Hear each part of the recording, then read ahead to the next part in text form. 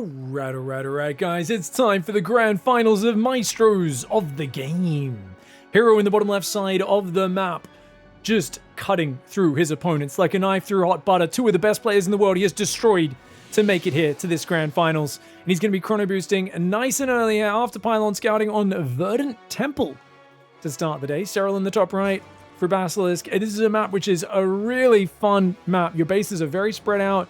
There's this backdoor base up here for Serral. Now, Serral obviously also destroyed in his upper bracket final as well, but he's had to wait.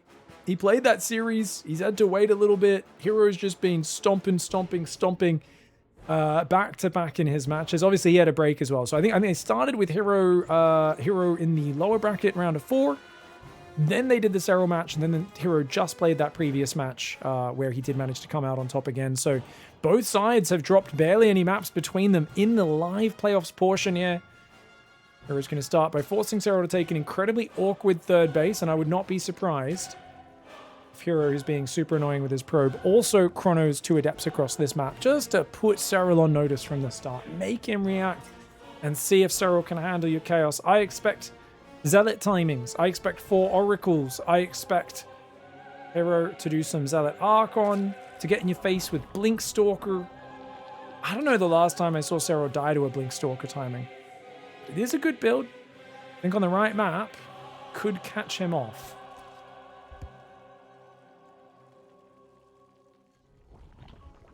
Historically, herO has given Serral some of the best matches of his life.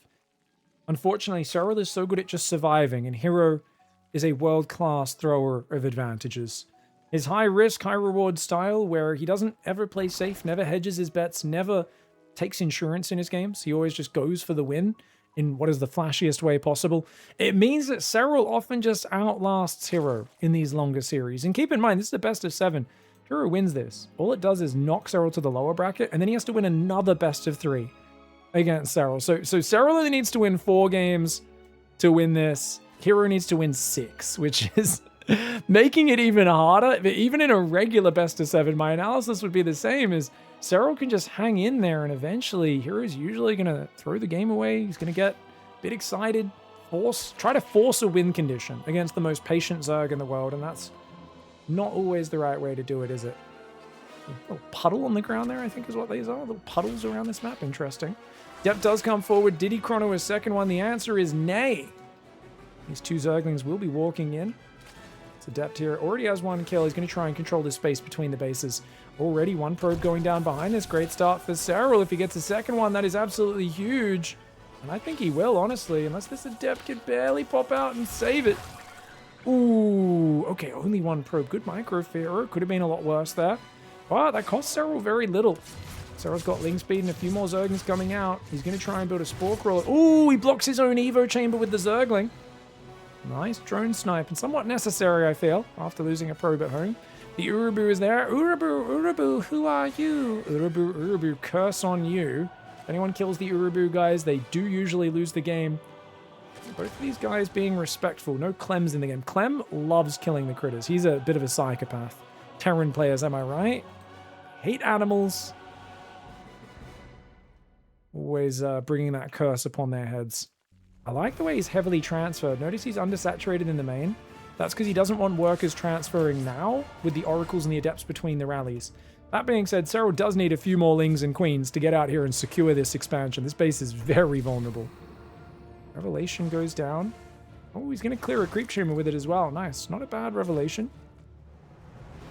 Other oracle comes out to secure the third on the left side. Walling off with a single pylon, gateway, and cybercore. Always what herO prefers to do. Cancels the shade. It's forced out. Only 11 Zerglings and 4 queens. Serral's patience in an awkward position. Second to none. Tell Serral's prepped this map hard. Oh, herO not overextending though. It's forcing the defense everywhere. These oracles looking for an opening. The adepts are still alive. Dude, what great play on both sides. Serral's defense is probably the best I've seen for having to take such an awkward third base. Most players would have left a few openings. Not Serral. Openings to be exploited are very light in supply right now.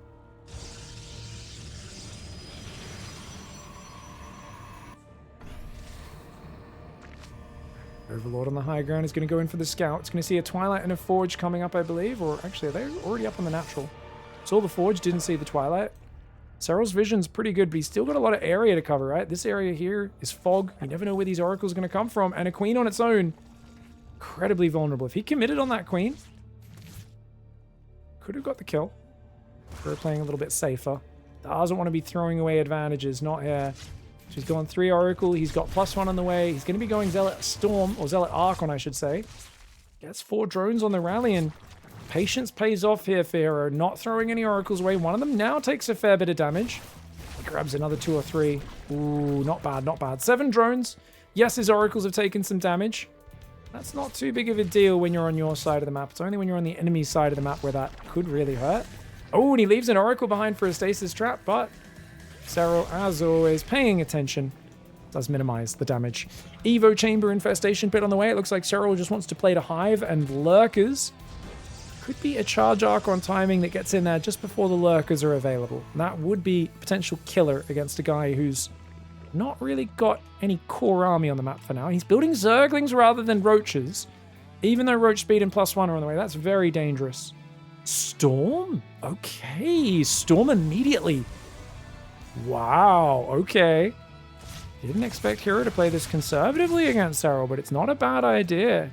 Serral's going to be expecting over-aggression. I was saying I expect 4 or 5 Oracles, Zealot timings, kind of very in-your-face play, but he's been in his face with the harassment, but it's not been overextended, and I really admire that from herO. Swarm Hosts! Serral's not going Lurkers. He's going to play Roach Queen Swarm Host. Wow, okay, very cool. Very cool. I think a Nidus Worm will drop in a moment. Surely, I don't think he has enough creep to do this without Nidus Worm. Obviously, throwing from here into this base is massive. You could throw from the back over there as well. Get a Nidus Worm over here. That can be massive. You might just try and push this creep a bit further forward. It's not a bad playstyle. There are 6 queens out. You have to bring 4 to the front to make sure he overwhelms the oracles. Then again, the oracles are damaged. Never mind. 3 queens is enough. Wants to hide the swarm hosts. Wants to hide them. Oh, herO gets a glimpse. I don't know if he noticed that. It was barely a glimpse. It didn't look like he was paying attention. Let's go to herO's vision. See if he shows any sign of a reaction. No, he's got no idea. He's got no idea. He would have moved out to intercept already. He's moving out now, but I don't think he knows about the swarm hosts. Now he sees it. Okay, we're on herO's vision, and you can see he's like, whoa, okay. Now, he's going to try and come back. Stasis trap sometimes can be good. But instead, he's jumping in the middle. Zealot Immortal Storm trying to push back the Roaches.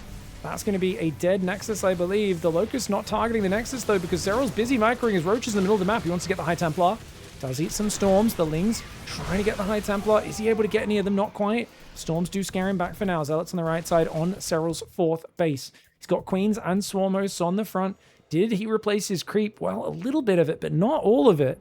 12 probes ended up going down. The Nexus did survive. I still think that was a good first wave, just not an amazing first wave. And, oh, he built an extra Oracle and it goes down. That's awkward. It's going to lose that. Zealot's fighting against Roaches down here. The Roaches are in great enough numbers. That should be a good fight there. Sorry, accidental scoreboard flip there. Locust coming in. Nice Storm.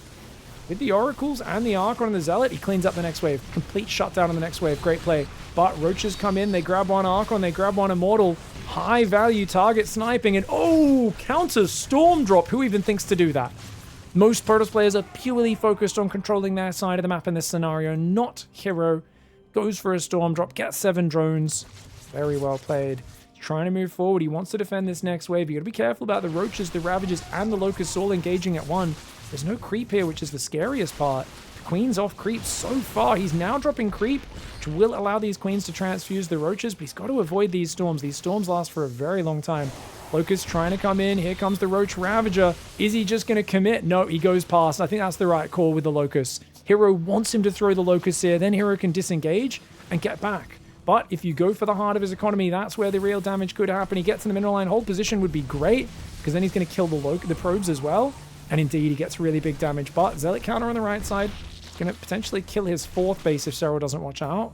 Got some creep spread here as well. He's going to pull back a little bit. He's got 10 Swarm Hosts. It's mass Roach off of 65 drones. There's not a big transition here for Serral. And with Storm Immortal Arc on a very good army, and now Serral being set back to 3 base, it feels not too bad. Serral's going to go for a Hive. rebuilds a fourth, makes a Hydra, and he's thinking about that Lurker transition. Ooh, good storms. Good storms there. A couple of Templar do go down, though it's not free. I like this Locust Wave sneaking over there. A bit dangerous. Serral gets away with it. The more creep he keeps on the front, the better, but he's got to be careful. His army, if he gets trapped against this, he's in a bad spot. Serral needs to kite with this army. He cannot stand and swing.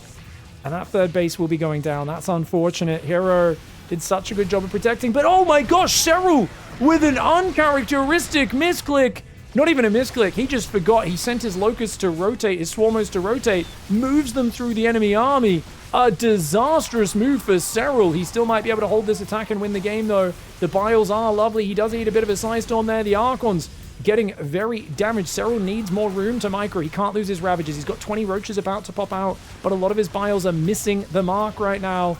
And look at that Immortal Archon count. They are on top of the rally now, which makes this so awkward for Zerg. I think it's still good enough, though, because he's got the numbers. He gets in there. One Immortal goes down. If those Immortals are inside the prison, they are not shooting, which means, yes, indeed, this is a cleanup for Serral. He's on 64 drones to 60. Third base never rebuilt. herO's about to tap out, I think. He's going to try and now rebuild some probes, but he just lost an Immortal across the gap. He's still not rebuilt his third. He's going to plonk it down now. But of course, the main half mined out, the natural half mining out now at the 11:30 mark. This is a very good game for Serral. That Swarm Host missed path there. I guarantee you he's super mad. He has one Swarm Host left. He is going to be so disappointed with himself for that mistake. Despite that, catches the High Templar in the open. Going to have to at least use all the storms just to protect themselves. Surprised Serral didn't move on top and focus a few more of those down. Sacrifice 10-15 Roaches for the High Templar. Serral trying to play a little more patiently. Serral, of course, being Serral. If herO brings it back from here against the GOAT, that would be a sight to be seen, guys. But he's got High Templar with 0 support. So it's Storm and Probes and a single cannon. Yeah, I think that GG's coming in any moment now. The Zealots are getting cleaned up on the other side, as is the Prism. The Roach Ravager pushing in. Serral on 69 workers. He's got the fourth base fully mining.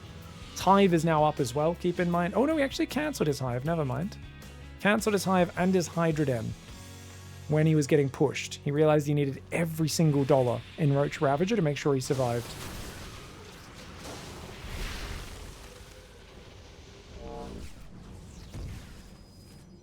Six Zealots warping in. The two Locusts just sieging constantly from this Swarm Host down there is hilarious. Almost got a Zealot as well. Hey, borrows the Roaches to heal them. Look at their regen rate, guys. Roaches regen really fast, man. I always forget just how fast it is. Queen and Roaches still defending the main. And herO is finally going to tap out there. Serral with a Swarmo style on Verdant Temple. Love to see maps like this bringing out different strategies from the players. Just a reminder, we really should have more ambitious map pools. Verdant Temple, an awesome map there. And Serral does take the game. Alright guys, it's going to be 10,000 feet from map 2. herO now in the top left side of the map. Serral in the bottom right. Serral up one game. And bringing out the Swarmos on the perfect map for it. Really good understanding of map design to realize how good Swarmos were going to be in that forward position. Protoss has to go all the way out to their third and around a corner to defend that position. Whereas it's so accessible for Zerg. It's kind of like if Protoss takes this third on this map, Swarm Hosts are really good as well. It's really hard to go around to defend it, whereas the Zerg army can go either way or just throw Locusts from the middle. I used to always take the third up the middle, but I think a lot of Protoss players take it over here now because of that threat.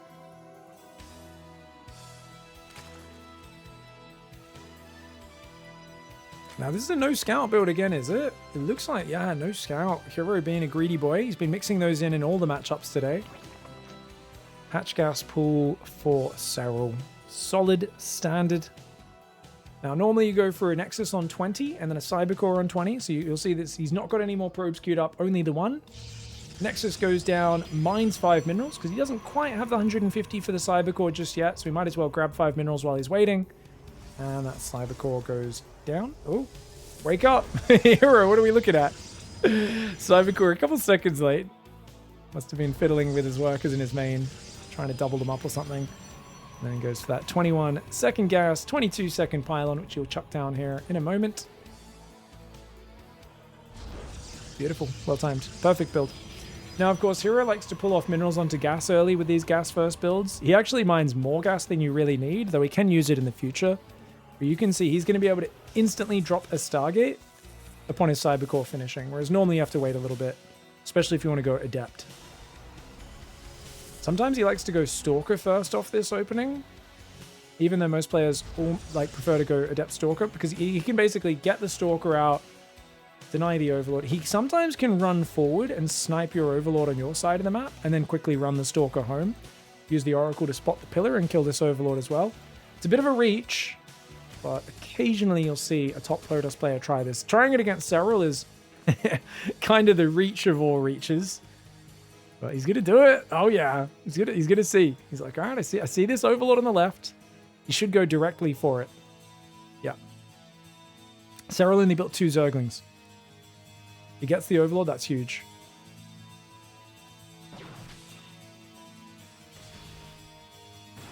There's no pillar nearby. Gonna have to sacrifice some Zerglings to save this. Phoenix is on the way first. It's a first Phoenix, but wow, okay, he's gonna go for the most cheap unit that can pick off an Overlord. Dude, look at that. He gets the Overlord. Slick. People do this to me in my games, and I'm like, why does this never happen to pros? Am I that bad? Are my timings that off? It makes me feel very vindicated to see Serral lose an Overlord to an early Stalker. And then look, the Phoenix. It's the cheapest unit you can get to go hunt down the Overlord. This is going to put Serral completely in the dark. The famous 46 supply block. Only there for about 3 seconds. It wasn't a big supply block. Second gateway in the wall off. And Serral has no idea what's happening. Twilight Council comes in after Phoenix and 1 Oracle. This is probably Glaive Adepts. I can't imagine this being anything else. That early of a Twilight Council, you're delaying your second Oracle.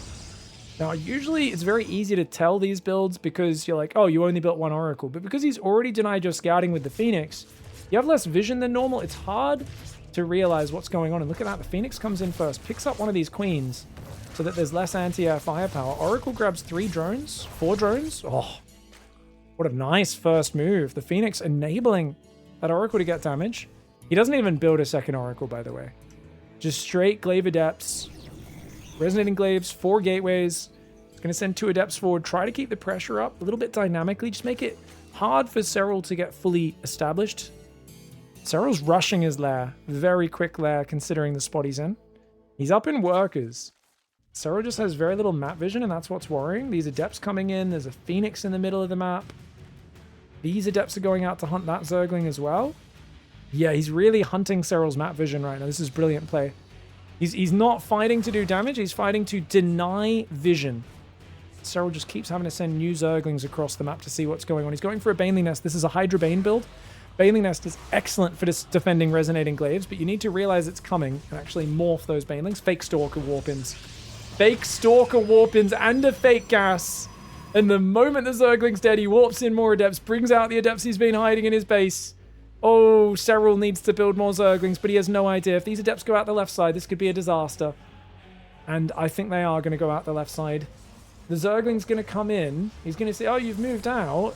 Stalkers are there, though. The Stalker's selling the story. 10 more drones come in. Serral has been sold a lie, guys.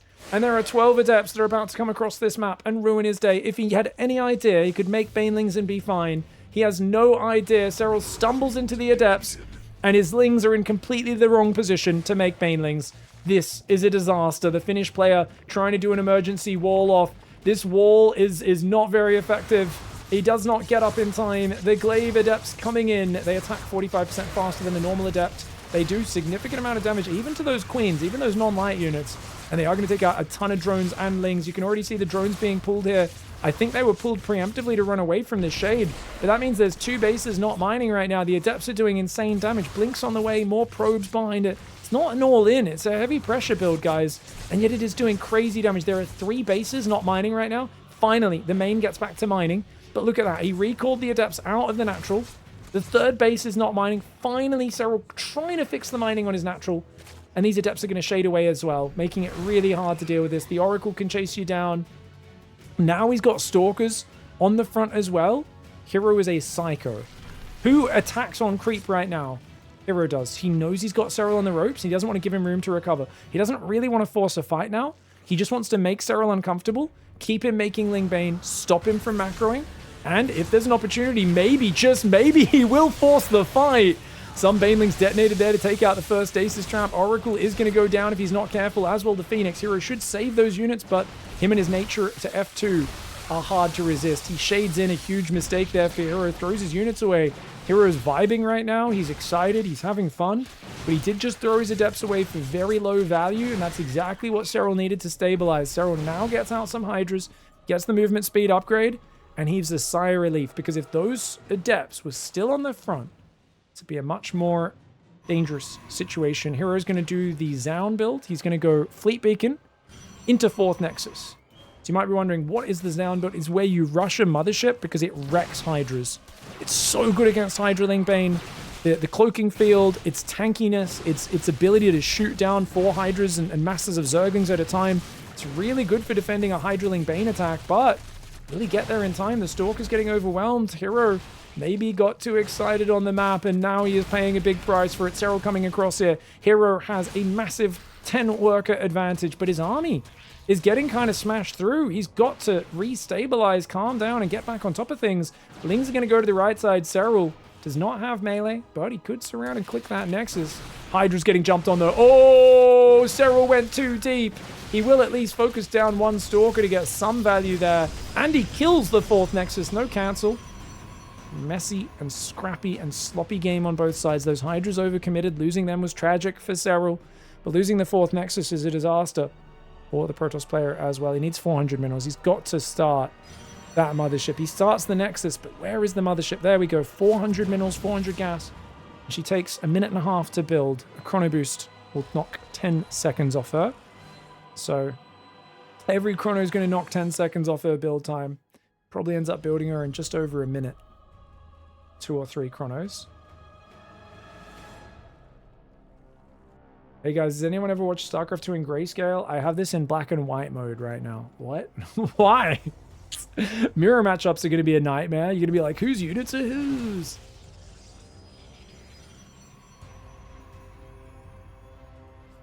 I prefer sepia myself. Yeah, I watch in all the Instagram filters. For sure. Still no Storm. Keep in mind, guys, herO had a big period of getting bullied by a lot of Zergs where he refused to make Psystorm. I thought the style was terrible, but against Serral, maybe it makes sense. Have more of a fighting army, a more mobile army. Don't rely on Psystorms because Serral's not going to let you land them anyway.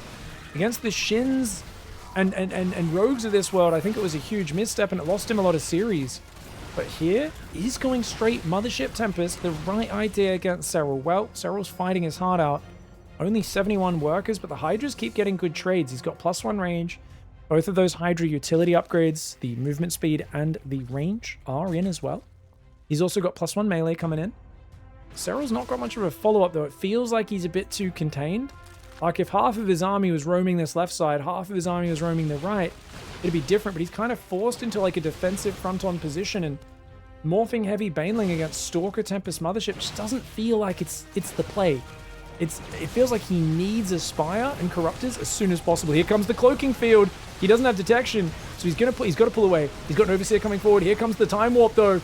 Is he overcommitting to this fight? Serral or herO? I don't really know. The Stalkers, they do take care of the Overseer. He then blinks back into the Cloaking Field. Serral, only 1 Overseer. And the power of the surprise Cloaking Field is so ridiculous, man. You don't see it coming and he snipes your detection. It's just, you can't hit those Stalkers, but the Stalkers are heavily damaged. He doesn't have enough Hydras to kill the Mothership, I don't think. And look at that, the Stalkers blink forward to protect her. Mama comes forward, the Hydras go down. And herO gonna waltz over Serral there. That Resonating Glaives attack so well disguised. The fake Stalkers really selling the story. herO ties up the series. Alright, guys. herO in the bottom right side of the map. Serral in the top left. It's been a long day casting, so I just took a quick lunch break there. Just a mini lunch break. As this series could go for a while. The moment it's tied up 1-1, I'm like, okay, we're in for the long haul. This ain't gonna end suddenly. And we are gonna see a Nexus first for herO. It's X-Arch, giant 4-player map, no spawn restrictions. And this is a, oh my, gas pool for Serral. I think Serral might be expecting something cheeky out of herO, like a Nexus First or maybe a proxy 4-gate, and this kind of obviously keeps you safe against someone who proxies 3-4 gateways in the middle of the map. It also... yeah, it also could turn into an all-in of your own, depending on what you see. Unfortunately for him, it's cross-map, so he's not going to get any early warning as the Ursidon walks around here. I feel like there should be ambient sound effects for this. To be fair, maybe there is, but I'm pretty sure I've turned them off because there was maps where I'd just hear like water trickling or like weird wind noises, or there'd be like birds like... Anyone who's watched Age of Empires, I think, knows about weird animal noises and how off-putting they can be. You know, there's only so many times you can spawn with turkeys in your base at the start, and then you're just like, okay, I could do without the first 15 minutes of the game just being turkeys gobbling in my ear. You're just like, okay, this is actually annoying. It is kind of fun though. I do like it sometimes, bit of atmosphere. Angry Gamer, thank you for the sub.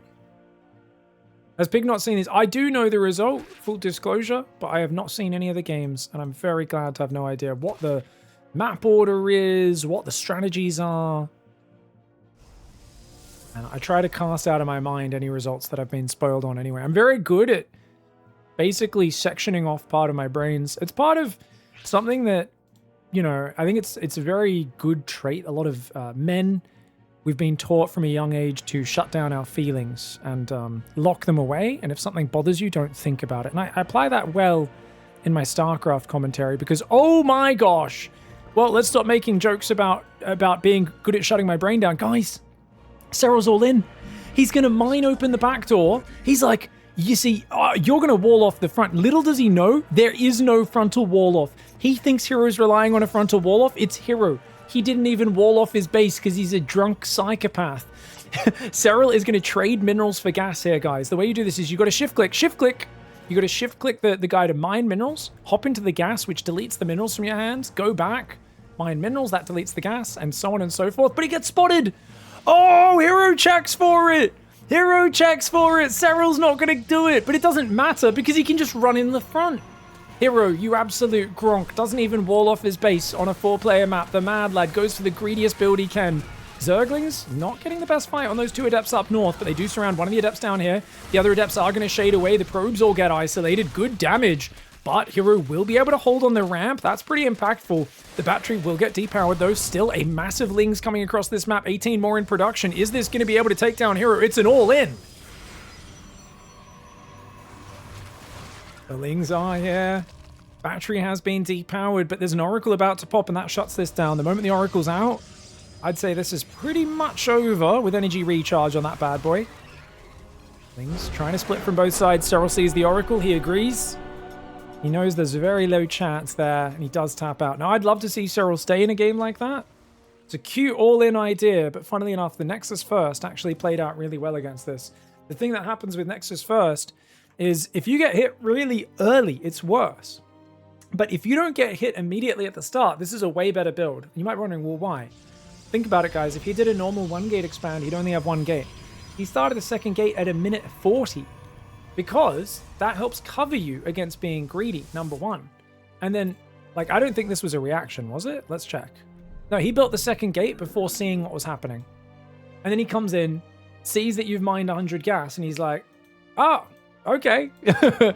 Good thing I did that, you know? But he was already planning to go for probably 2 adept pressure is a good way to pressure off of this. So you actually end up further ahead because this doesn't hit that early. If it was a 12 pool, drone pool, something like that, Nexus First just dies. But against these later all-ins, especially with the fancy extra step that Serral did of trying to mine this out, and it actually works out really well. Hats off to herO for scouting this, holds the all-in, and goes up 2-1. All right, guys, he's up 2-1 now. herO in the top right side here of Blackrock. Unfortunately, they were using the ladder edition, not the tournament edition, so it is overly bright. I apologize for that, guys. Avex has already fixed those settings in the tournament edition, the TE version of Blackrock, but this is the one on ladder. So unfortunately, this is the one we're stuck with for the moment. I think Serral could have ran around in circles. You never know if herO is going to make a big misstep there. Could have maybe picked some things off, tried to get the Nexus on the natural. while Ling's running circles in the main. Would have liked to see him stay in there and fight it out, but it was unlikely he was going to bring it back from there. I think he kind of just figured, hey, this is not the case we were looking for. And once again, herO not scouting. Now, this is going to be very greedy if he does this again in the game after this. This is game 4. If he does this in game 5, that's kind of insano mode. Serral will all in you. He will eventually 12 pull, drone pull, if you if you keep doing this. Guys, why does it say sheep question mark? Wait, what? That's a picture of a friggin'... It's like, what is that thing called? That's one of the other critters. Sheep question mark. I've never clicked on one of these on the new version. What the hell?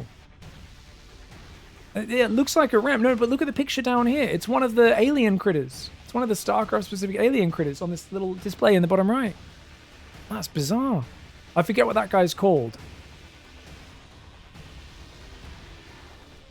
Of course, I was thinking because it's a Warcraft themed map, it was meant to be like a polymorphed grunt or something like that. You'll see they did remove the grunts because those are custom assets, guys. There are now Tauren Marines here. Unfortunately, it also looks like we've got some floating sticks here. So I believe... Oh, did one of the custom assets there must have been removed, but the sticks above it didn't get removed. Oh my. How's that been? Like, I didn't know. This is my first time zooming in on it that much since we... Oh yeah, here as well. There's also one there. How bizarre. The Tauren Marine is already in the editor, guys. It's not part of the custom assets like the other one is. Proxy Stargate comes out. Interesting. I mean, that will get the Oracle across the map a little bit quicker, but it's very hard to defend this. And you are blocking your own minerals later on. You'll have to clear these buildings potentially in the late game.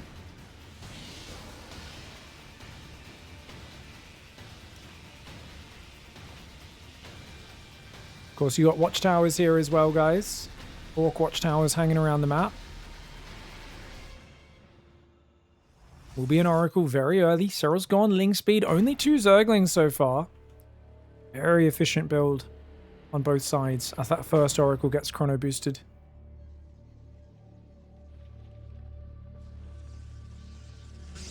Extra pylon up in the main after starting the Oracle. That'll stop you from getting 46 supply blocked, at least not for long. 2 Adepts coming through the middle. In this matchup, I doubt we see anyone use these ledges, but keep in mind you can burrow lurkers or tanks up on those ledges, guys. Those wooden platforms on this map. More important if there's a Terran versus Zerg, but it's very rare.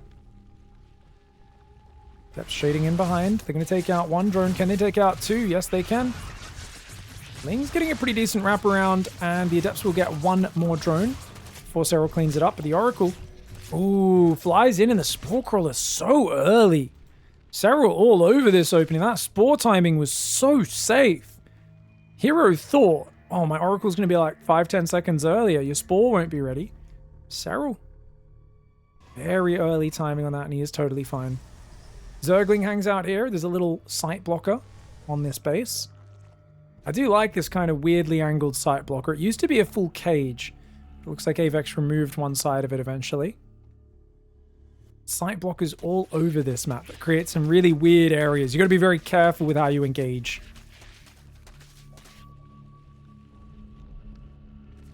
Queens will push the Oracle away. Meanwhile, Oracle's going to try and defend this Stargate. He's already got 3 Oracles out. I don't think he cares. I think the Stargate can go down now. Serral will be able to get that with a minimal commitment. 45 drones to 42. Twilight Council's coming up. Forge as well. 3 Oracles already out. I would normally think this is a charge build, and with the Robo coming down, it is. I was going to actually say I think it's Blink though, but now with the Robo so early, it's got to be charge, right? Unless he's going Blink Colossus. Charge does queue up.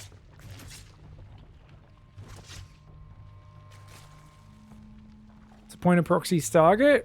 Same as always. He was hoping to hit a bit earlier. Normally you'd build it down here though. Normally you'd build it a bit closer, and then maybe it would have been close enough to get there before the Spore, but Serral with a very safe Spore timing. Not really caring. It's got a little Tauren campfire down there, guys. Looks like they got I think there's a sheep on the fire that they're cooking there. Cooking themselves some dinners. Hydroden and Evo Chamber already on the way. Oh, I don't know about this for herO. Feels like he's not going to be able to get a charge Archon timing ready. And if Serral stays ahead on workers like he is right now, he could really snowball this. Nice transfuse. Spore Crawler. Okay, one queen goes down. Good micro by herO. herO bullying. These queens can't really contest the open map now that they're damaged. Whereas the Oracle shields will regen faster than these queens will. herO will finally back away. But I think if Serral just pumps Hydras now, 66 workers, he's in a pretty good spot. The question I have is, where's his Baneling Nest? Surely he's not going to go Infestation Pit. Or is he going to do a pure Hydra Ling timing, maybe? Just past 6 minutes. It's still early days. Lings are clearing the Stargate. Storm and 6 gases are on the way. 4 gateways already transformed here. Serral, no sign of what his next step is. He's gone 72 drones, so he is droning his 4th base already. Only a little bit. That's still going to help him out. It does feel like Serral's had such a smooth opening, and for me, the only fear I would have if I was blatantly cheering for Serral here is, okay, 10 more drones. I mean, that does mean there could be a storm timing, but yeah.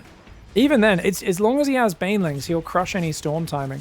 It's just no Baneling Nest, no Infestation Pit, kind of pigeonholes Serral a little bit in terms of what he can do now. Like, he's floating money, he's building even more drones, so what's he going to spend 86 drones of economy on? Unless he's going pure Hydralisk off like 5 hatchery, which is not something he's doing. Oh my god, he is! Overlord speed. He's going to mass Hydra Ling drop. He's going to drop like 20 Hydras in the main. And he's going to attack with a ton of Hydras on the left at the same time.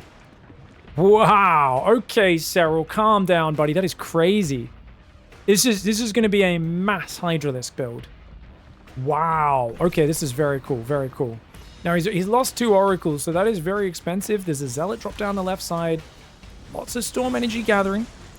Those 5 Dropper Lords we were talking about are being made. Oh, another Oracle! herO! Oh, that really hurts, man. Oh my god, there's pigeons pecking at this cow corpse over here. Oh gosh, or ravens, I should say, rather than pigeons, right? Lings in the middle. See the High Templar move out. Serral has 24 Hydras. If you move out, you get surrounded by his army. This is amazing for Serral. All Serral needs to do is loop around and hit this army from 2 sides, and it's game over. But Serral is fighting front on. He should not be showing these Hydras. herO's making a game-ending mistake. Never interrupt your opponent when they're making a crucial mistake. But Serral shows him the mass Hydra. And of course, herO's not going to push into that. herO's still on this side of the map. This is still a game-losing push for herO. If Serral wraps around it, Serral... He's not wrapping around it. I've got to question this positioning for Serral. Storms are good against him, but coming from 2 sides, Storms won't work out. Group Spine's not quite done. It feels like you've got an army advantage. Banelings would be amazing. He doesn't have them. But where the Hydras are all clumping up from one side again. He doesn't want to get overwhelmed by the Zealots. Okay, I can understand that. If you flank, and one side gets overwhelmed by 20, 30 Zealots, it's a real problem. But now he has to do it delayed.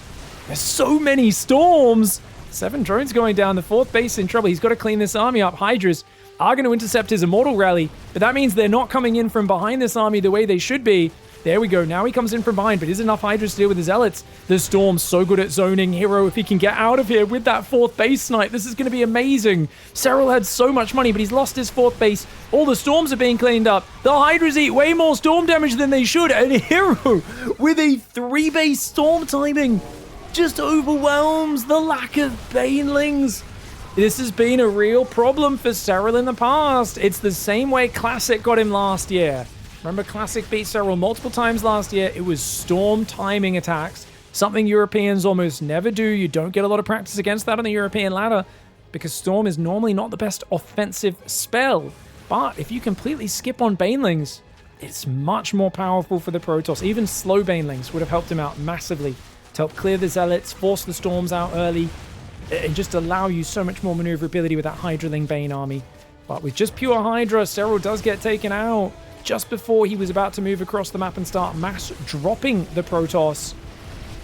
And this is going to be a really nice move. Another base gets sniped here. Too many Storms, man. There's so many Storms. herO, he's just kind of overlapping them a lot. He's not even using them with a lot of finesse. He doesn't care. He's got so much Immortal Archon. It does look like he's maybe overextending. The Zealot Warpin, can it save the day? The Immortals and the Archons are starting to drop, but that Zealot Warpin absolutely saves the day. It's going to be a game-winning push. The Hydra line starting to get broken here. I do wonder if Serral could have surrounded the push initially. I really do wonder. It felt like he had so many Hydras and he was so ready to fight. I kind of feel like if he split and came from two sides, he could have wrecked them. It does feel that way, but I could be wrong. We'll have to go check the numbers in the replay and do a little analysis. The Hydra's now getting pushed back, and you can see how scary those Zealots are, because anytime they find a flank of Hydras, they just dive on it. The Hydras, without any Banes guarding them, can't do much. Mothership's on the way as well. And this is just a brilliant game for herO. This was a 3-base all-in, guys. No 4th base. He did not have a lot of follow-through. And it's definitely the sort of game where Serral could have played with a little bit more safety and taken his time. But he was thinking about, how do I kill my opponent? He wasn't thinking about being defensive. You can see there's a ledge here where a siege tank used to be with rocks on it. I think that's Avex saying, players, remember, there are pillars on these maps you can siege tanks on. Look, there's even a wreck of one showing you that the battle before your game started. Someone put a siege tank on one of these ledges before rocks collapsed on it. Nice move. Nice move for herO, guys. Really well played. 3-base storm timing, very decisive. All right, guys, let's go back to this stage. You're up 60 supply. You've got 27 Hydras against 3 Immortals, 6 Zealots, 7 High Templar. No, 100%. If he flanked around with half of his army, I think this is game over. Because the earlier you start hitting him from two sides, the more he has to throw storms. But once he's able to get a bunch more Archons and Zealots on the front, and there's more Immortals and there's more supporting units, the storms also grow in power. But the fact that he's already at your base at this point, I feel like he's kind of given you a nice, easy target almost. And I think Serral was a little too slow to get out there and proactively jump on it. And then you can kind of see these High Templar gain power, I feel like, with every new round of Zealot Archon that joins with them. Serral's micro may be a little off as well. Could have dodged the storms a bit better, but you can see here, having even a few slow banes in there would just wreck the Zealots. Could pull back on both sides. And those other Hydras should already be coming in from here. But he's a bit too slow on it, a bit too defensive, a bit too one-directional.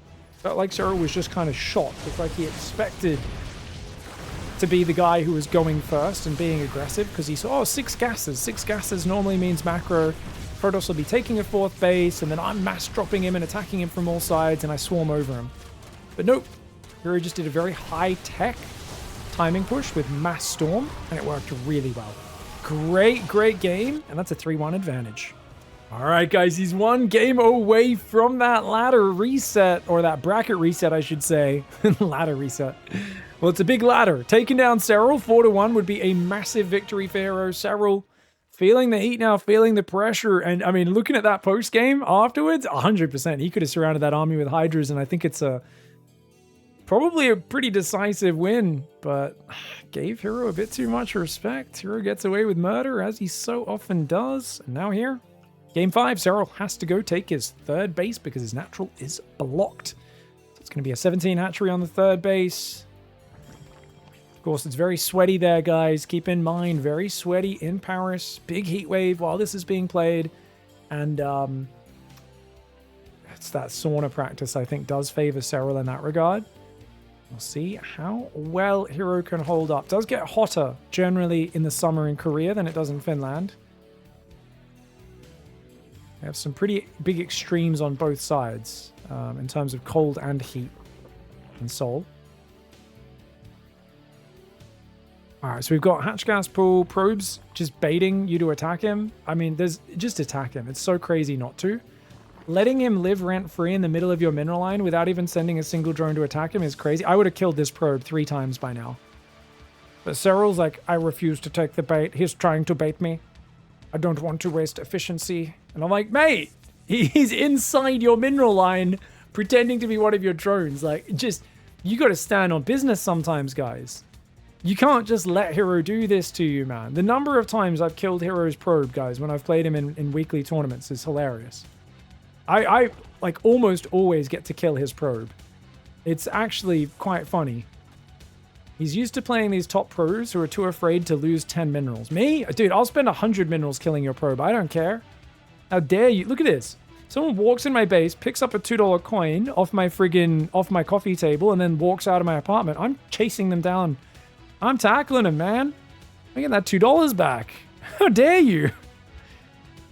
Friggin' gotta get some respect, brother. Depth getting chronoed on this side. Stargate on the way. Chrono's 1 Adept. I think he'll probably Chrono 2.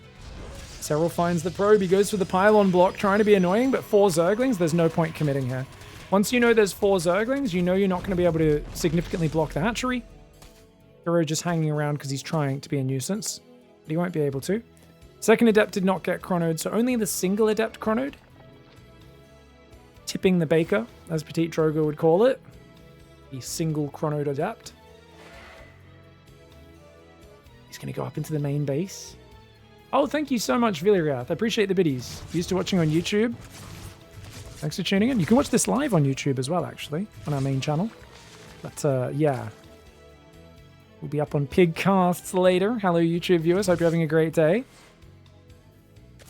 This is a big map. This is a good map for late game.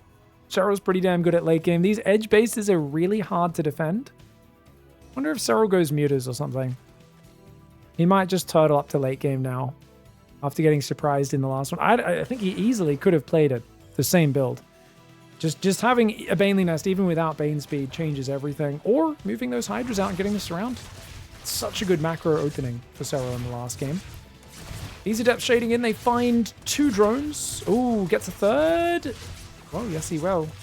Gets 4, that's crazy. 3 drones, not too bad. Oracle pivots left. So only 2 queens available, so the Oracle could dive and kill 2 or 3 drones. They'll just take damage doing it. Nicely done. 6 drones in total for 2 Adepts and a bit of damage on the Oracle. There is no doubt happy with that, but the Lings, they're going to come forwards. There is an Adept in the wall off, and Oracle at the 3rd base. Target the pylon. And the moment that Oracle comes over, you just run away. Oracle turns its laser beam off.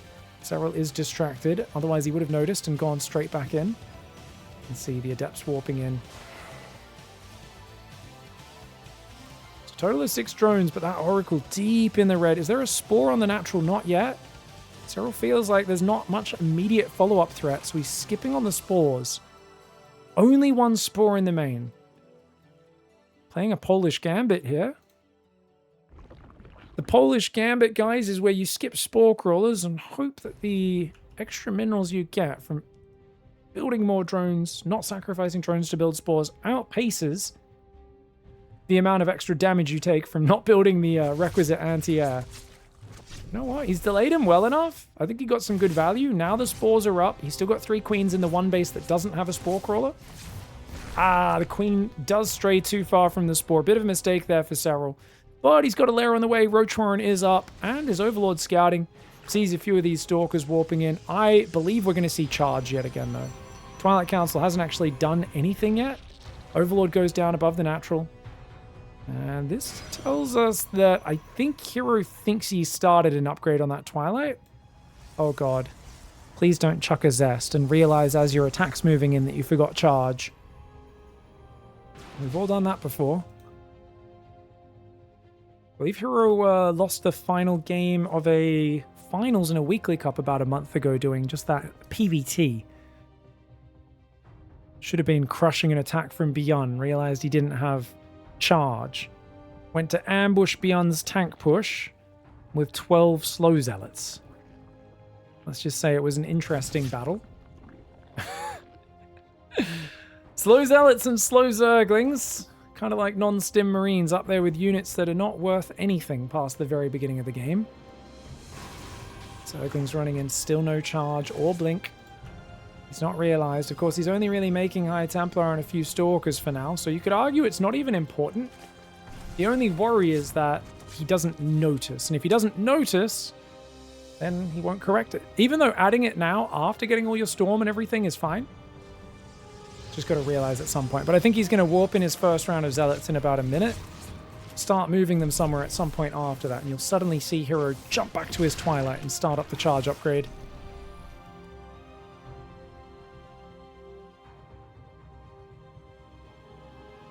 There we go. Charge is on the way now. No, it's fine. That's going to be ready for any serious interaction. Serral is playing the exact same build that he just played on Blackrock. What in the world? Serral says, I screwed up. It should have worked. I'm going to do it this time. Fleet Beacon once again for herO. herO's going to play the trap, the Zound style, the Mothership. So it's going to be Blink Stalkers into Mothership. This time, it is Storm first with no Blink, though, actually. So it's not that Zound style. So he's just rushed Storm and Mothership before 4th base. Okay, so herO basically has read this. He's like, Serral has no confidence in late game. He's going to try and kill me. He doesn't want to play late game against me. If I just get to Mothership Storm, I can take a really late 4th and 5th base. As long as I don't die, I'm fine. It's not a bad call. We will see the Overlords moving out in the near future. Serral's got some Lings active. The Overlord's moving to the right side. Surely you want to be dropping the left, not the right. I can't imagine. Well, actually, maybe he is going to attack main army on the left and then drop up here? I feel like in that scenario, you might as well just attack on the ground. Overlords all coming forwards. Oracle pulls back. Guys, what is Serral doing right now? He's moving Overlords forward like just for vision. He's massing Hydras. He's got that Baneling Nest. He's worried about the 3-base Storm timing because he doesn't see a 4th. Oh, he was waiting for a 4th base. He was like, I can't attack a 3-base Protoss. I need to wait for there to be a 4th. Now he sees the 4th. He's massing Hydras. He's massing Lings. He's going to go forwards on both sides. But instead of using drops, he's just going to do a basic mass Hydra Ling attack. He needs the Banelings. Even the slow Banes will help so much against the Zealots. Good Storm. Serral pulls back. Should break these rocks while he's waiting. Breaking those rocks is really nice for coming in from multiple sides. Then again, it does stop the Protoss reinforcing between their bases. 2 full energy High Templar walk into the Hydras and die. Disaster for herO as he's distracted on the left side. The Hydra Ling coming in from both angles. He's got a lot of Archons and Zealots that are going to jump on top. Those Hydras on the right side need to get out of there. They will be going down to that massive Zealot Archon. Can he take advantage by attacking on the left at the same time? It looks like no. The Stasis Trap freezes 3 Hydras. The Hydra Ling there getting defended. There's just so much Storm and Zealots here off of the 3 bases. No money wasted on Mass Blink Stalkers. And this is so hard to deal with this amount of Zealots. You need Banelings mixed in as well. And Serral going for a pure Hydra Ling all in. You can tell in his practice games this worked really well. Skimp on the Banelings, and the Roaches just go pure Hydras and have enough numbers to surround. But I don't think he's practiced this against a Protoss who sits on 3 base and makes a massive army before moving to the 4th base. Now Mothership's out, now Tempests are out, and Serral just cannot deal with this extreme Storm count. I think realistically, he needed to be finding early timings that were hitting pre-Storm or just after Storm kicked in when there was no support for the High Templar.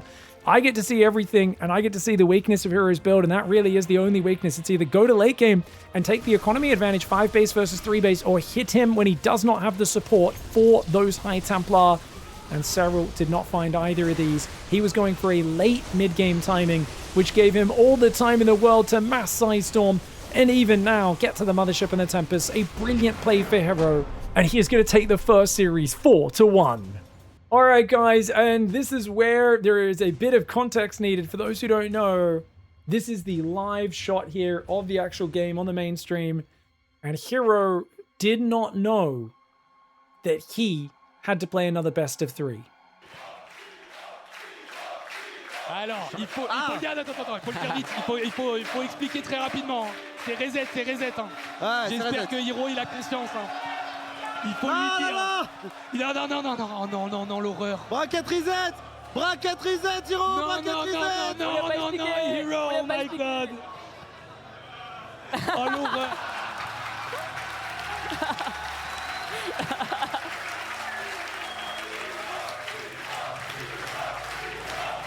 Allez, retour au bureau. Faut continuer à jouer de la part de herO. Aïe. Oh la folie. C'est une folie.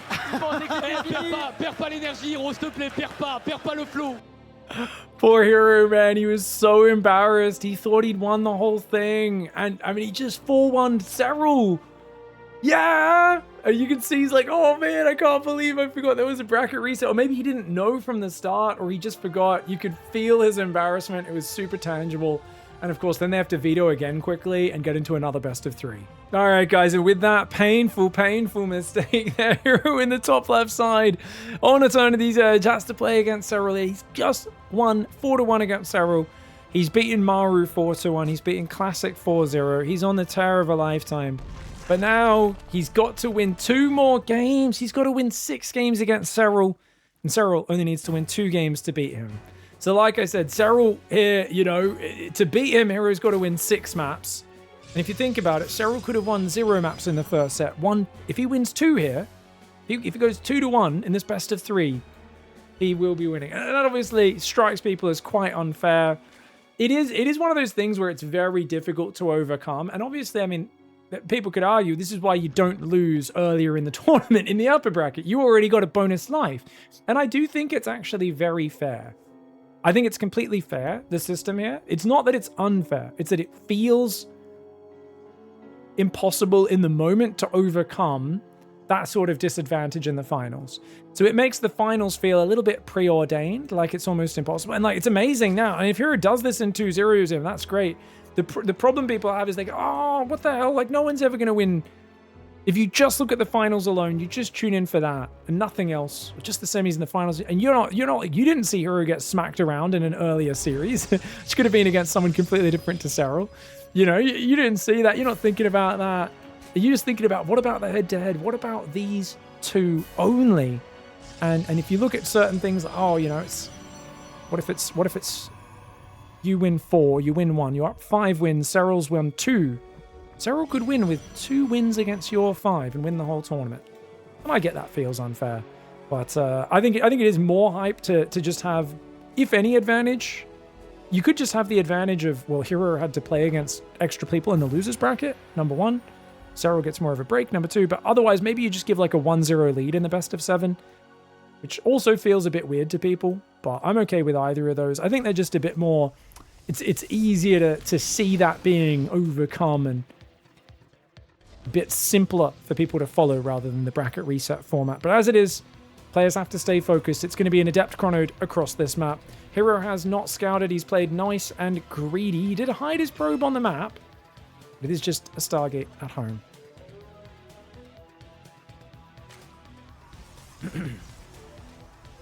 You can also give a bit of a map ban pick favor as well. Yeah, you can be like, oh, you get to do the map vetoes or something like that. You know, there's other things you can do. But anyways, I'm just hyped that herO is destroying him so badly.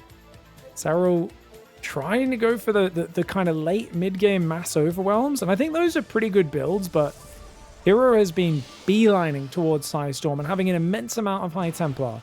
So how the hell do you overcome this as Serral? What is the goal? Do you play to late game? Do you tech switch into mutas? Or do you hit one of these Queen Walk or Queen Drop Roach All-ins? I think herO is wide open against a lot of these builds.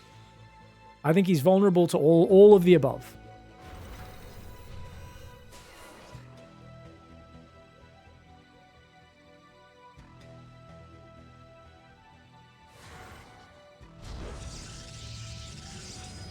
Sorry guys, just had a sneeze. I kept thinking it was going to come faster, so I muted a bit early, and then I was just like waiting for it, and I was like, whoa, and it came out. Very explosive sneeze. Did anyone ever sneeze so hard they've like popped your rib out or like hurt their back or anything? Let us know in the comments. I've not had that just yet, but I do sneeze excruciatingly hard to the point where I worry about it. I'm like, one day I'm going to hurt myself doing this, man. Evo Chamber's on the way. Ooh, okay, Serral's going to play a fast melee. I like it. I like the mix-up. He's just got to be wary of Glaive Adepts, which Twilight Council is pretty fast. It could be a delayed Glaive build. It's not like the fastest Glaives by any means. It could just be Blink as well. It looks more like Blink. Dude, if he pivots Blink now, after not playing a normal Blink Oracle game all series long, and this is the one game where Serral goes +1 melee, I think seeing that Evo Chamber, you have to play Charge. If you play Blink here as herO, it is it's like already counted. And he's just going to drop Templar Archive straight away. Oh my god, his building placement is so bad. Guys, he's completely walled off his mineral line here. So his units, when he places a building, they have to go all the way around. Oh my gosh. I mean, I always talk about herO's building placement being kind of dodgy, but that delayed his Templar Archives like 15, 20 seconds. That's kind of crazy. He is chronoing his probes, though. His economy is fantastic. And I think going straight Storm into Charge is absolutely the right play when you see that melee.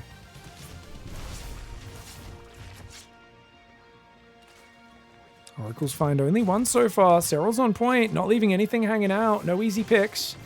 Having to grab a few Zerglings just shows how good the defense has been here for Serral. Not a sneeze, but I coughed so hard I pulled my lumbar muscle. Oh my gosh. Oh no. That's coming forwards. We've got 6 Adepts, 2 Oracles, 1 Stalker. How many Zerglings we got here? Just 10. Serral really going bare bones on his defense. I think the Adepts can cancel the Shade there and just hang out for another cycle. Just deny mining for a little bit longer. And Shade forwards again.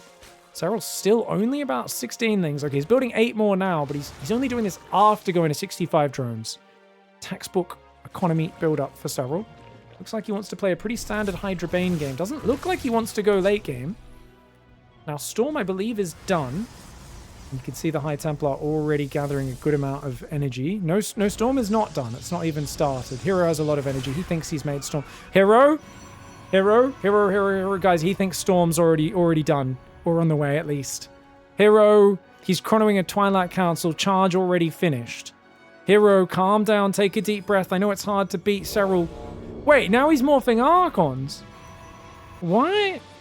What in the world is this? Is this the jankiest Zealot Archon timing I've ever seen in my life? It is, isn't it? Oh my. It is. He's doing a janky Zealot Archon timing. I kind of dig it, guys. 10 gateways coming up right now. They're not ready just yet. He's going. He's got to get in there before the Hydraling Bane's ready. The Lings need to run back and morph Bane. Serral's Lings were in the wrong position when he spotted this. Now he's morphing Banelings, but a little bit late. That 4th base, that's the target. Eyes on the prize here. For herO, it's a big 10-gate Zealot Archon timing. It's coming into that base. Of course, his last gateways are not transformed just yet, so the Zealot rally, it's kind of fragile. It's kind of soft right now. It's normally Zealots that actually kill the hatchery itself. It looks like he's not going to do any direct damage. Second Stargate Fleet Beacon. He's not going to go Storm. He's going to go Mothership behind us. I don't like that. I like Blink Stalker into Mothership. I don't like Zealot Archon into Mothership. Now Storm starts up. He's realizing he needs that Storm to make this transition work. And I think it could work very well. Adepts are going to shade in, trade with the Zerglings, but +1 melee with a few Hydras rallying in means those Zerglings will be able to deal with the Adepts eventually. He's got to shift click these drones. He's going to take out at least 3 or 4. Could be worse. And should get 1 more. That's 5 drones. 5 drones, not terrible, but of course, Serral, the fact that he was on 82 workers during that push, fully mining 4th, 5th on the way. He's got Bane speed. Both Hydra upgrades should be coming in. The first one's about to finish. And as herO, this is the right call. Your Zealots basically need to wait for the Zerg to overextend and then counterattack. And you need as many High Templar and Storms and Cannons and Batteries as you can afford. If Mothership comes out in time, you might be okay. If you don't, though, get the Mothership. Oh, dude, this is... No, herO. You can't afford to lose these Zealots. It's a low-value hatchery snipe. I don't like the idea of showing those Zealots when the Hydraling Bane, he knew, was right next door. But I like... Okay, good. I like that. Clear some Zerglings, run away. Clear some Zerglings, run away. The trick is you've got to buy time with these Zealots, guys. This is why I'm very worried for herO. Because Serral right now, he's in a very good position in this game. And again, he was in a good position in a bunch of the earlier games, and he lost those as well. Prism comes forward, saves those. These Zealots are a bit too desperate to buy time, and I think he's way overcommitted. He's got to recall these right now, surely. He's just going after these drones with the army right there. It's a crazy choice. You can't be throwing all these Zealots away. And yet he does. herO overextending right now unnecessarily. He's not ready to defend. Even with the Mothership, it'll be near impossible to defend this 4th base. Maybe with stasis traps. The Oracle's not dropping stasises right now. Hydraling's almost there. Tons of energy on these Oracles. He could drop 3 or 4 stasis traps, but he's not paying attention. He energy recharges right now. Now the stasis traps go down. The Hydras do clear the front one almost instantly. And you can see he's getting caught out. The first Storm goes down. Doesn't hit anything. That hit almost nothing. Bad first Storm here for herO. He needs some Storms on these Banelings. First Storm goes down, but that 4th base has already been surrounded. He actually had the numbers. If he was in front of this base with the Storms, he might have been able to defend. Mama's coming down now, but the Banelings, look at the spread on the Banelings. Serral being very patient, baiting the Storms. The Hydras are clearing the Nexus. The High Templar all go down to the Banelings, and that is devastating. Now the Zealots come in, but remember, he already threw most of his Zealots away in the previous counterattack. That was the big mistake. He does have Tempest on the way. I do think herO can still salvage this position. I don't even know how. It feels like there's been so many little missteps for him, and yet Serral's nervous as well. Serral's hot as well. They're both tired, hot, excited, steamy, moist. Sorry, couldn't help it. Just kind of accidentally saying words that I didn't mean to there. Anyways, Lurker Den's on the way as well as a Hive. Serral's going to transition to that Hive tech, and herO needs to probe up as fast as he can right now and get these gases mining. He's got a couple Tempest and a Mothership, so you can't push into this with Lurkers. I think Lurker Tech is actually a redundant play here. Serral should be going Ultra Corruptor The reason for that is he's quite far ahead. The problem with Lurkers is unless he gets a Nidus in the main, the counter-tech's already there. In that there's Storm, Tempest, Mothership. But right now, guys, I would describe herO's situational awareness as completely lacking. He's got one High Templar. We're on his camera. What's he looking at? Random stasis traps. He's not making High Templar. He has almost no Storm energy. He's in fight or flight mode. You can tell he's a bit panicked. He's making more Immortals. But where's his Storm? It just doesn't exist. And that fourth base is going to go down. He's worried about Serral getting in his natural. He sees that as the loss condition. But because he was so focused down there, he loses his fourth base. And he's got to be quick on rebuilding that fourth base he so desperately needs. You can see the lack of map vision here for herO. Like I said, fight or flight, Lurker range, and a muscular swell for the Hydras. The lunge ability are coming in. Oh my gosh, he left his base undefended. Is he going all in? He's going all in! Whoa, herO is going all in right now. The absolute mad lad. Archon, Immortal, Tempest, a Mothership pushing forwards. A lot of Banes, Hydras, a few Lurkers coming in. Are there Overseers? There's only one Overseer. The other two Overseers are almost ready. Time Warp's a real problem as well. That one Overseer is helping. It does go down. Spore Crawler's rooting in the middle of the fight. Those Overseers need to survive. There's not that much detection here, but they are overhead. They are providing the vision. The Mothership is not enough there with the Archons, and you can see the Banelings and the Hydras and the Lurkers clearing up. Third base also takes big probe losses. Still, a ball of Immortal Archon left on the front. It has to be dealt with. If you can't overwhelm this ball of units, you will end up losing eventually. I think the Mothership needs to actually just dive on these Hydras. I say dive, it's kind of a slow unit, but it does feel like it needs to get rid of these Hydralisks before more come together, because herO is desperately all in against this 80 drone Zerg. Lurkers and Hydras just barely holding the line. Oh no, the Immortal Archon Mothership coming forwards. The Hydras, the Lurkers are there. The Hydra's trying to move forwards as best they can. They're trying to shoot down these units. Oh no! The Mothership takes some damage. Beautiful cloaking field comes in, but at least it gets forced out there, which is in of itself, I think, success for Serral. He's buying time, and remember, his income more than double on the minerals. And he's up a full base of gas mining. Accidental Viper rallies into no man's land, gets killed. A random Zergling does as well. But these single units don't matter. Hydra's lunge forward. The Mothership, she's left out. And that is a beautiful snipe, probably a game-changing one. Serral on 78 workers against 43. That is a massive 25 worker advantage. And we'll see what happens. Ling's in the north. Going to go around. It feels here like Serral has hung on. I think herO had room to defend, but he needed to defend this fourth. It's just he left it wide open for two sequential attacks. And both of them found really good damage, and you could tell he was panicked. He knew just how good Serral's economy was when his Archon Zealot timing just didn't find the damage he was looking for. His gateways weren't quite timed out for it. Oh my gosh, and his army's going to get gunned down. That's going to be that'll be GG here. And game one in the bracket reset goes to Serral in a game where, honestly, looking at this could have actually still been herO's game. I mean, there's a few moments here where if he's in position to defend that fourth base, I think this goes completely differently. So I think this first attack up here, guys, on the fourth, if he's got his High Templar up there, he's in a much better spot, because I think this Zealot throwaway was a crucial mistake. I think that Zealot throwaway, I understand why he was like, I can't let you push, I've got to buy time.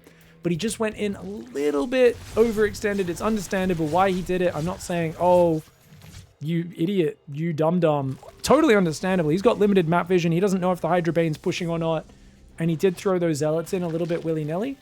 But over here, guys, this is really unfortunate. His whole army's here. His Oracles have not been forward tracking the enemy army because he was busy microing the Prism. He should have seen this army coming with the Oracles. He should have tagged, and he should have moved his army to respond. Serral's actually been so busy with the Zealots, he's not attacking two places at once. The whole army's here. The only High Templar's here. And not only that, herO has this habit of kind of walling his stuff off. High Templar can't move around there. It can only move around here. And you can see he can't get in range to cast Storm. He's actually too far away. Like, a Storm there initially would have been really nice, but he ends up throwing a Storm that's kind of worthless. Hydras have already broken north of there. And then losing all of his High Templar here is a disaster. It's really, really rough. The spread on the Banelings on this fight was just excellent from Serral. Here, got to run these High Templar. He's way too slow on the Storms and the stutter step. And imagine if this is 15 Zealots, like that earlier attack. Suddenly it starts doing crazy damage, unless Serral diverts his entire army. Instead, it's herO who F2s the Zealots home, accidentally. Accidentally F2s some of the Zealots away. Kind of unfortunate. It's also got Stray Immortals that got caught in the middle of the map that I didn't even catch earlier. Just a bit too much chaos, a bit too much excitement. And Serral takes game 1 in the bracket reset. Alright, guys. Top right of the map, herO here. It's going to be Sanctuary 3 Ladder Edition. Serral, in the bottom left side of the map, will be going for that Extractor Trick to 15 supply, no doubt. Whew, very nicely done.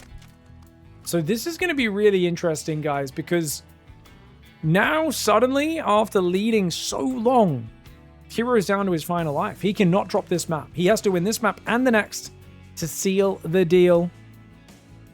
Dude, I never even realized how much snow there is on this map. This is kind of cool. Very snowy map. Drone's going to have to go take the third base. That immediate probe does somewhat pay off. Guys, what is this wall off? Where does he put the Cybercore? Guys, are we about to see a herO special? I think we are. Can he fit the Cybercore there?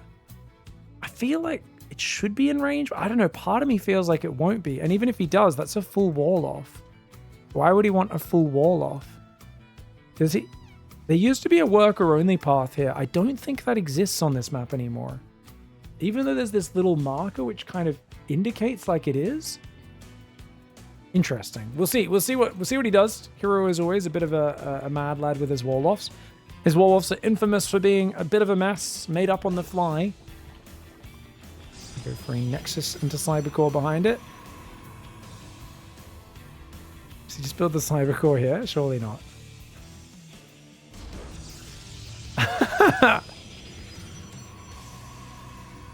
What am I looking at? What is this? First things first, can he move units between the Nexus and the Cybercore?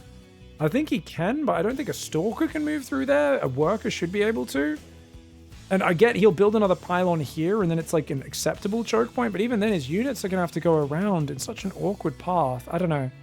We'll see how it plays out. I'm not 100% sure on the walling on these new maps either, so we'll have to see. I'm sure Gemini is having a conniption somewhere watching this going, oh, it's so inefficient. Those who don't know, if you have a struggle with wall-offs on new maps, always go to Reddit, All Things Protoss, Gemini, and some of the other guys there do tend to post regular wall-off guides with what they figure out is the, in their opinion, the optimal, and usually I agree with it wholeheartedly, the optimal wall-off positioning. Super safe, solid wall-offs, where to put your pylons. Usually it'll be like, oh, look at this, and then measure down 6 spaces and go to the right 1 space or something like that. It's very much like if you're willing to put in the time to memorize it. I've actually been very lazy. I've kind of entered my herO arc of Protoss where I don't really memorize any building placement. I still try to apply correct theory, unlike herO, but I'm not going to like memorize exact building placement on new maps. I just kind of freestyle it. Nice cancel on the shade, not overcommitting. 2 Lings looking to sneak in behind the second Adept as it leaves. And that does look like a solid wall there, doesn't it? Which means your units are going to be so awkwardly moving in and out. On the other hand, Blink Stalkers will have a really solid wall to blink behind to defend, which is nice. There we go, there's that pylon creating that choke point we're talking about. Good micro. Serral Zergling unable to find a snipe so far. Goes back in for more Ling speeds there. Oh, he grabs it. Nicely done. Didn't Adept die? No, so it's 2 Zerglings for 1 probe so far, which is fine. First Oracle flies across the map looking for an opening where the Zerg is most exposed.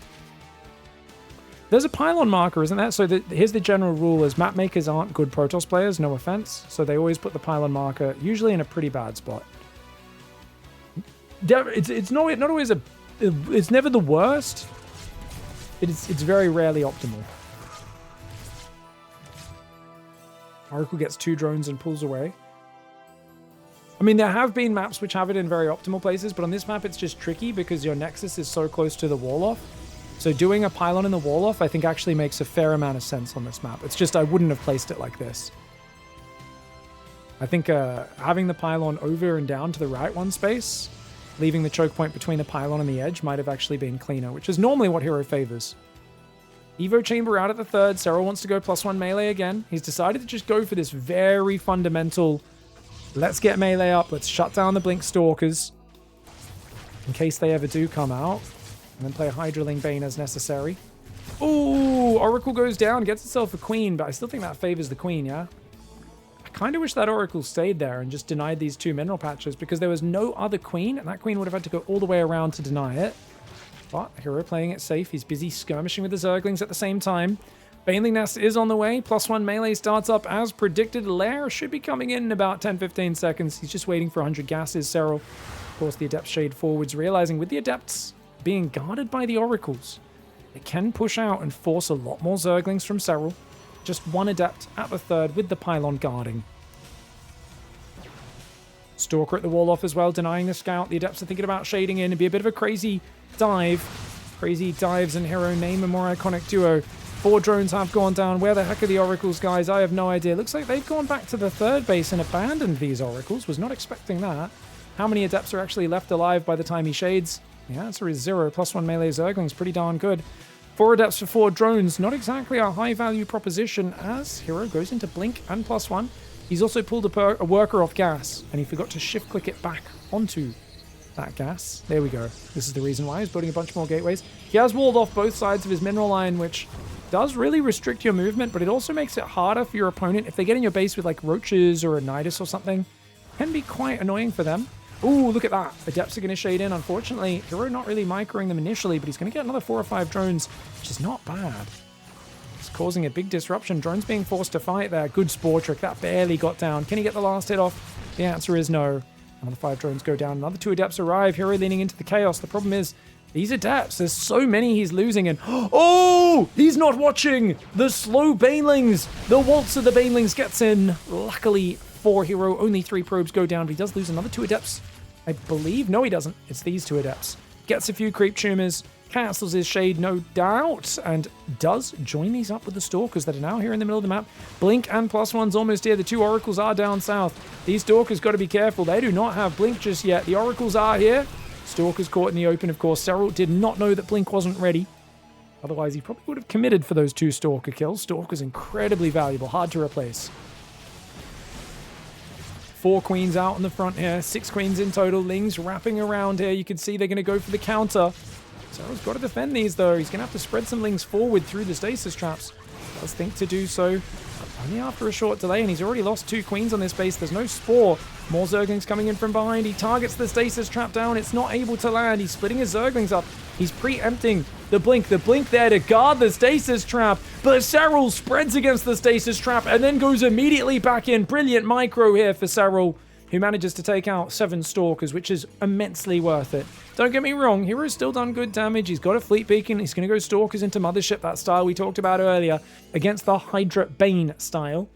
We do have both Hydra upgrades queued up. Stalkers dealing with those Zerglings on the right side. These Stalkers and Zealots continuing to push in despite about 50 Zerglings about to break out of stasis traps. He recalls some of the Stalkers while continuing to attack with the other ones. herO, I think at this point, realizing he needs to holster his bad boy and keep it in his pants. He cannot afford to feed Stalkers into mass Zergling. 5th base pops up north. Hydras are building. +1 ranges on the way. Overlord speed. And of course, second Hydra upgrades coming in. herO's 4th base. What? You've got a very compact 4th base location here with a narrow choke leading into it. herO decides this base, sticking out like a sore thumb in the middle of nowhere, is the base he's going to go for. Guys, what is wrong with that Oracle? Did you see that? That Oracle looked like he was mega bugged out. Second Oracle did die. It looks like 2 of them dove in the main and 1 died. The other one got a bit bugged out there and was kind of stuck sideways as it retreated. Weird. Don't see that every day, but it has fixed its orientation now.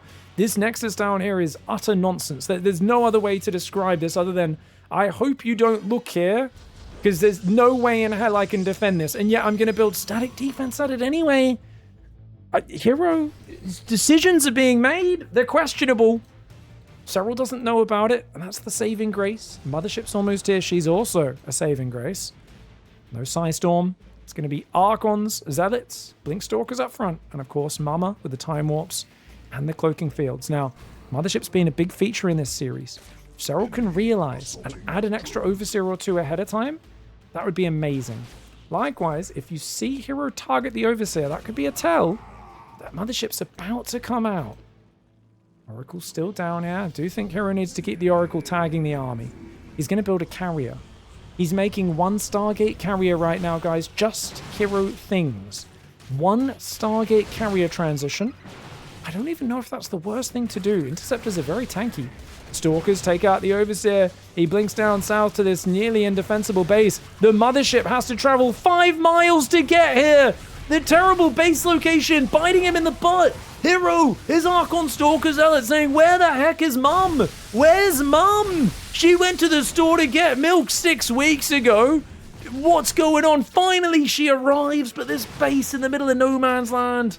Such a punish there for Serral, for herO's bad base layout. He should have taken the normal 4th base, 100%. Oh, she finally rocks up with that milk. Oh my lord. Time Warp's going to go down, but there's no supporting units now. The rest of the army's gone. There's one carrier, a mothership, a bunch of Zealots and Archons. herO is a vibes-based gamer, and it got him this far. It got him 4 wins in a row versus Serral. But I think his luck might have run out now, as Serral finally being given this second lifeline in the bracket reset is going to turn things around. I think we're all absolutely applauding herO right now because he has put up a valiant effort. But at the end of the day, he's not going to be able to keep up with Serral in these last couple of games. Nonetheless, an impressive score. 4 wins to 1. About to be 4 wins, 3 losses. But unfortunately, that loss earlier in the tournament playoffs for herO is going to come back to bite him in the butt. Serral had a perfect tournament up to this point, up to this grand finals. And that is why he gets that bracket reset privilege. He worked for it. And I think as much as it feels unfair sometimes as a herO fan in the moment, we've got to pay the respect to Serral for being the cleaner player overall throughout the rest of the tournament.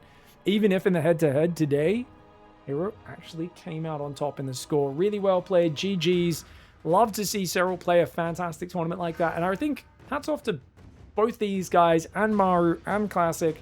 This was played during the most extreme hit wave I think they might have ever had in Paris. It was really hot. Even in the venue, it was hot. Players were sweaty. The players were trying to deal with the chaos. You could tell herO, he thought he'd won the tournament. It's kind of tragic. I feel so bad for him. He had to go picking the trophy. He's like, I did it. Ah! I'm a hot mess, but I did it. And then having to go into those next games, that is rough. GG, well played though. Serral gets the win. And who knows, guys, this might be the last 12 worker tournament we see. I have no idea. But if it is, sending love. Contrary to popular opinion, I think this is still pretty damn good balance. And I think especially when you throw new maps out, you get crazy guys like herO in there. You get guys like Rogue, beyond herO. The very experimental players who just try a lot of new things. You do get really awesome games. And that was never not the case. But with all the Warp Gate changes and everything else going on in the new patch, I think we're going to find out how that goes at Home Story Cup. A lot of people don't really think the patch is ready, but hopefully we at least see more obvious signs of all the things that need to be fixed at Home Story Cup, and the patching process can speed up. I really do hope from Blizzard. But GG, well played. Thanks for the support. I appreciate you all. Massive thanks to all of our patrons. If you're enjoying the show, big thanks Pete and Dragos, Aranoko, Hatch, Ducks, and the D-Town Express. You guys are legends, everyone past, present, and future, but especially the current people here on the Wall of Bacon. Thank you so much to all of you. If you guys want to support my Patreon, links below in the description. We'll see you guys over there. And thanks for watching.